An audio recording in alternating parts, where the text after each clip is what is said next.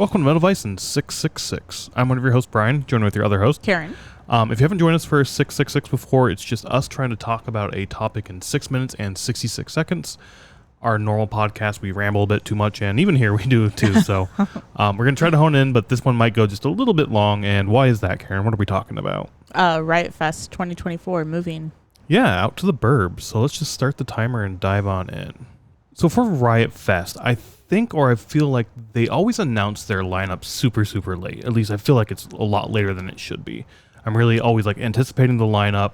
And at least with the last one, they did sort of like the announcement for the announcement of like, we will be announcing the headliners and the lineup, next week at this time, so on and so forth.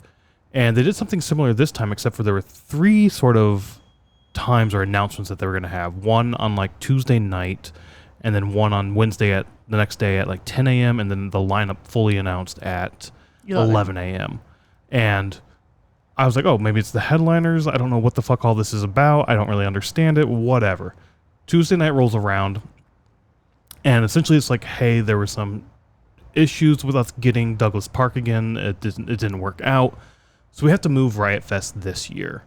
And that night we were speculating like, oh shit, where are they going to move it to? Like, are they going to Northerly Island? And I think you even said like, they're going to Bridgeview. Yeah, I kind of figured that they were going to the suburbs. So yeah, but there's a lot of parks in the city, so we're trying to like figure out, all right, where are they moving to?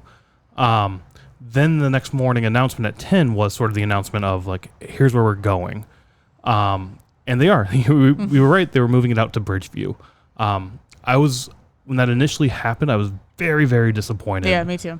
I wanted it to stay in the city. It just makes it so much easier to like get in, especially for us in the city. Transit's not always the best transit. It has been kind of shitty with Riot Fest, especially if you stay till the end and try to get on the green line. It's a pink fucking line. Well, whatever. Yeah, whatever line it is. But it's like so fucking congested and backed up because everybody's doing it and there's not like additional support for trains, it seems like. Yeah.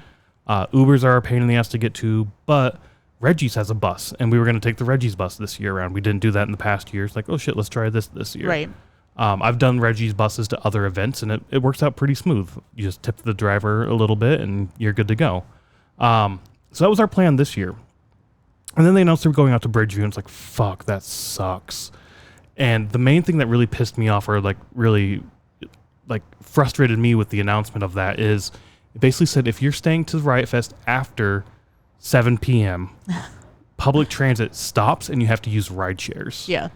And it's like, what in the fuck do you mean public transit stops at 7 p.m.? The festival goes on till like 10 or 11.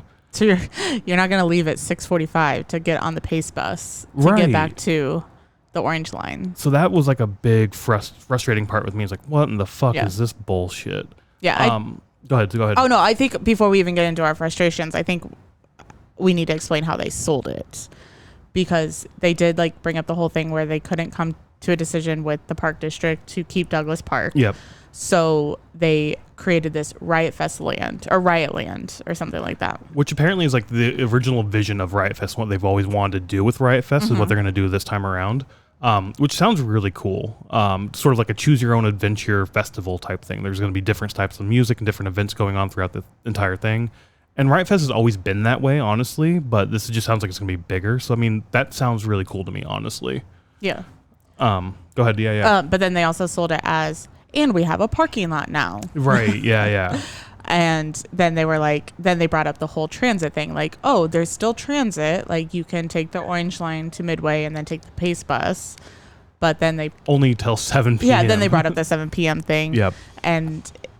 I don't know. And I even, like, so many people were just mad because they're like, well, what if we've already booked Airbnbs? What if we've already have, everything set, that sort of thing. I did see one comment. Somebody's like, a group of us spent $2,000 on a non-refundable Airbnb type thing. It's like, we're fucked now type of thing. Because I'm sure, like, a lot of people did that. Like, they search out west for an Airbnb that's close and probably book that right away when they know the dates. Right. So, I mean, we do the same thing with hotels with festivals. Is like when we know there's a festival in an area that we want to go to, we'll try to book a hotel as soon as possible to get the cheapest rate. Generally the day that it's announced. Right. Yeah. So that we can get get a cheaper rate. And we looked out there when this was announced at Riot Fest. You looked for hotels and you found one. Yeah, because I think I looked right at 10:01 what the announcement was.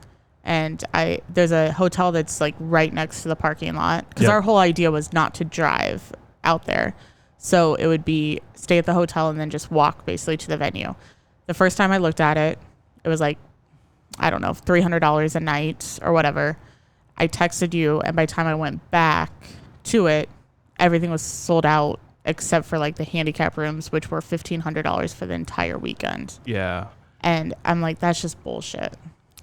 Everybody was asking for a refund, and they did offer a refund. We opted to go the refund route. We haven't got a refund yet. This is a couple weeks later. This is June 24th when we're recording this. Yeah, we submitted the refund, I think, on the 16th or the 19th. I can't remember which day. 16th. I think the 19th was the last day you could do it, and you did it like that Monday or something like that. I did it on the Friday. So on the okay. 14th, I did the refund. Okay. On June 14th, and we're recording on June 24th. Yeah.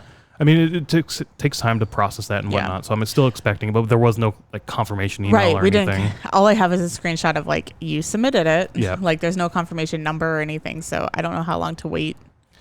Yeah. But getting back to the change just a little bit, I honestly, like, it frustrated me when it was first announced, and the more I've sat on it, the more I thought about it.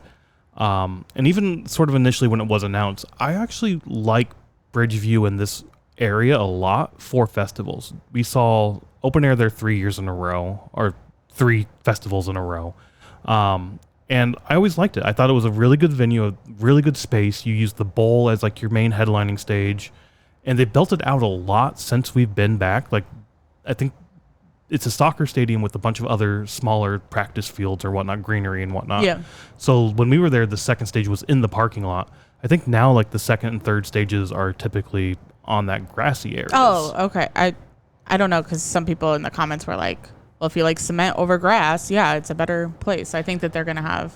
They might be on field. both, but I think they've, like I said, they've built out the area a lot. We haven't been there in forever. I'm just going off of images I've seen from other 2019 festivals. was the last time we were out there. So North Coast has moved out there, and they're doing a bunch of shit out there now as well. But overall, I really do like the space from our past experiences with open air. I just don't like that it's a month or two before, or I guess it's like 3 months. It's September, so June. Yeah, like about 3 months before that you get this like, hey, we're moving. Like, we did not anticipate that. So we didn't have a room, a hotel. We didn't plan in like vacation to take Friday off to go to the Friday show. They announced Slayer right away, and that's when we bought our tickets, was to go see Slayer. Right. So it's a little disappointing also because, I mean, speaking of Slayer and the lineup, I think the lineup looks super fucking good. Yeah, there's some especially really good, for like metal. Yeah, there's a lot more metal bands than the past couple of years or less. I mean, since we've been here really in Chicago. So I'm surprised, and I would have liked to go to see it. I'm just not going to deal with going out there. Yeah, and then we're at time. But I mean, and that could be part of this whole change they want to do with like the choose your own adventure of, if you're big into metal, you can go down this metal route, and we're going to have a lot more metal for you, where in the past is usually one or two or a handful like of metal. One band. Yeah. I just wonder how they're going to do the after shows now. That was a comment everybody brought up too, yeah. Like, a lot of bands start at 11, 12, or 1 here in the city. Like, kind of not close to the venue, but within train distance of the venue. Some of the venues are, I mean, you could technically walk. The Vic, yeah. I think they usually play like the Vic, the Metro, and shit like that. So I was thinking Cobra and stuff. Oh, Cobra like too. Those yeah, you could technically walk afterwards if you don't want to wait for the train. Yeah, yeah. So I'm just like, I wonder how they're going to do those now, because nobody's going to be able to get out to Bridgeview and then get back to the city by midnight. It's the people who aren't going out to Riot Fest that will probably end up going to those shows. Potentially. Because there's no fucking way, especially with no public transit from the venue to the Orange Line. And there's going to be probably no additional Orange Line support back into the city. So it's just going to be a mass of people at the airport waiting, mixing with people on like a Sunday, Saturday night trying to fly out of the city because they just came in for a weekend trip or something. It's going to be a massive fucking clusterfuck at the Orange Line station. Yeah, I'm trying to think back to the announcement. I think that they said shuttle information to come. So I'm wondering what the shuttle would be. Or like where it would pick up. Yeah, but then you have all the ride shares and all the people driving back into the city who were in the city. Well, that's the part I don't want to deal with, because even with going to open air, like I agree, I liked the venue for open air. I thought that 16, 17, I liked it. But yeah, that's not the venue's fault necessarily. Yeah, no. I'm saying like I liked how it was set up for those 2 years. Yeah. So, but going out there the first time, we took a bus that drops you off 4 miles away, and I think we took rideshare. Yeah, I can't remember that area. But that was the bus to the hotel. 'Cause we to the dropped our hotel shit off area. at the Yes, hotel, yeah. that's what I'm saying. We took. I was making a point that we took a bus that was 4 miles away. It's not a bus that goes to the stadium. Gotcha. So we did that, and then the next year I think we got a taxi from the airport, which they charge you an extra fee because technically you're leaving Chicago. Yep. So they charge you more to leave the city. Yep.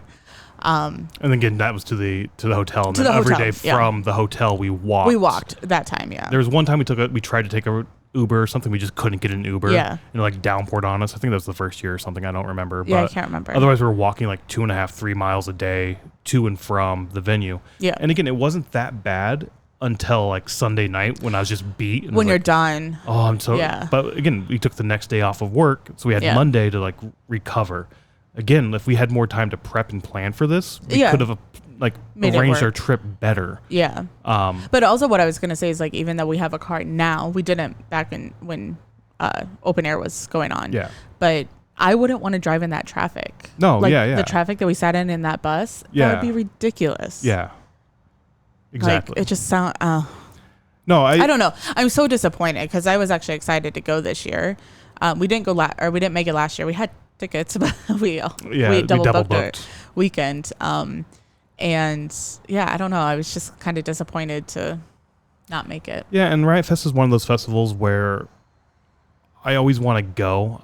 Even I don't give a shit what the lineup is because I know I'm going to find something I'll enjoy. There's always going to be really good music somewhere on one of the stages because there's so many stages at once going on. Yeah. And I like to find a shade spot and just listen. Just sit and listen. Yeah, and if they have somebody that I'm super into, then that just cherry on the top. Yeah. And that was this year with Slayer. It's like, well, all right, I'm going to enjoy everything else. Let's go check out Slayer. And last time Slayer played not open air. Sorry. When Slayer played Riot Fest, we left after like 2 songs because of we the stayed trains. a little bit, but yeah, we left to try to beat the trains. With the train situation, yeah. Well, we didn't stay till the end. That's what I was basically saying. Yeah. Maybe we stayed for like 7 songs. Whatever. We stayed. We didn't finish the set. Yeah. So I was like, oh, this year we'll take the Reggie's bus and we'll just stay the whole time. Right. Yep. So I bet Reggie's is doing a bus again, but again, that traffic getting in and out of the city is going to be a pain in the ass. Yeah. And I don't really feel like starting to head out there at like 9 a.m. or 10 a.m. and then being out there until 11 p.m. and taking an hour or 2 to get back to the city. Like that just... Yeah. It sounds horrible. I don't know. Sorry, I feel so negative when I'm talking about this, but to us, it wasn't appealing. No, and like I said, if we had more time to plan, we probably would be going to this, is what I'm saying. Yeah. But we don't have the time to plan, and it's like, and now in the future years, do we want to make that commitment to go back out there, or wait for the lineup to get announced and then figure that out? But by that time, the hotels are going to be booked or sold out because there's really not that many hotels. There's not. No, and that's the thing, like, if they want to start doing more of these festival type things out there, they need to build the infrastructure for that. But if all those hotels get built, what do they do with it the rest of the year? Yeah, I don't know. I don't think that stadium brings a big draw out there. No. And I think that's where the women's soccer team plays. The men's soccer team used to play out there. Yeah. But now they're here at like Soldier Field or something. Every once in a while, like the Fire goes out there. They do, yeah. Or they do like special...